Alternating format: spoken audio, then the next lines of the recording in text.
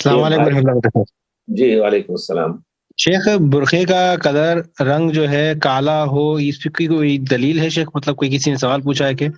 برقعے کا رنگ ضروری ہے کہ کالا ہو یا کوئی دوسرا رنگ کا بھی ہو سکتا ہے کیا؟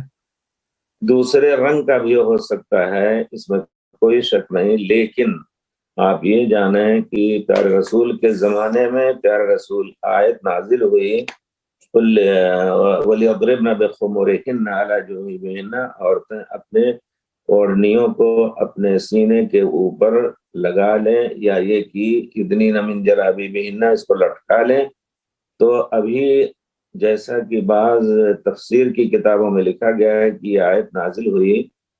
اور وہ بعض صحابہ کے قول پر مبنی کہ یہ آیت نازل ہوئی ظہر کے وقت اور عصر کے وقت مہاجرین انصار کی عورتیں کالے کپڑے سے اپنا سر ایسا ڈھک لیا انہوں نے، اور اپنے جسم کو، کہ ان کے سروں پر گویا کوے بیٹھے ہوئے، غربان کوے بیٹھے ہوئے ہیں۔ تو یہ گویا کالا چونکہ ایسا مشہور ہے کہ وہ اس میں کوئی یعنی خوبصورتی اتنی نہیں ہوتی ہے،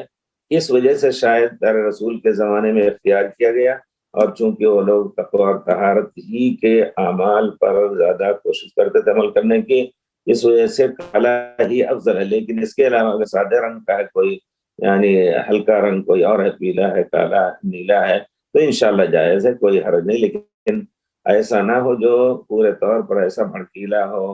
اور اس میں کوئی زیب و زینت کے پھول پتیاں بنے ہوں، چھپائی ہو، اور کچھ نہیں۔ بالکل غلط ہے یہ سب یقیناً، اور اسی سے بہت سی خرابیاں ہوتی ہیں، بارہ لوگوں کو گناہ کا ایک سبب بن جاتی ہیں یہ بھی، اور خود مرد گناہ ہوتے ہیں، گناہ گار ہوتے ہیں۔ جی ہاں، تو کالا اس وجہ سے کہ کالے کو صحابہ کے زمانے میں اختیار کیا گیا، تو افضلیت اسی کو رہے گی، برقعے کے نام سے یا حجاب کے نام سے۔ جی